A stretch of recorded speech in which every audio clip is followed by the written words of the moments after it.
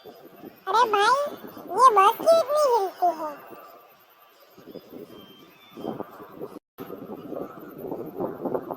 पर भाई, ये बस नहीं हिलेगी तो लोग सो जाएंगे।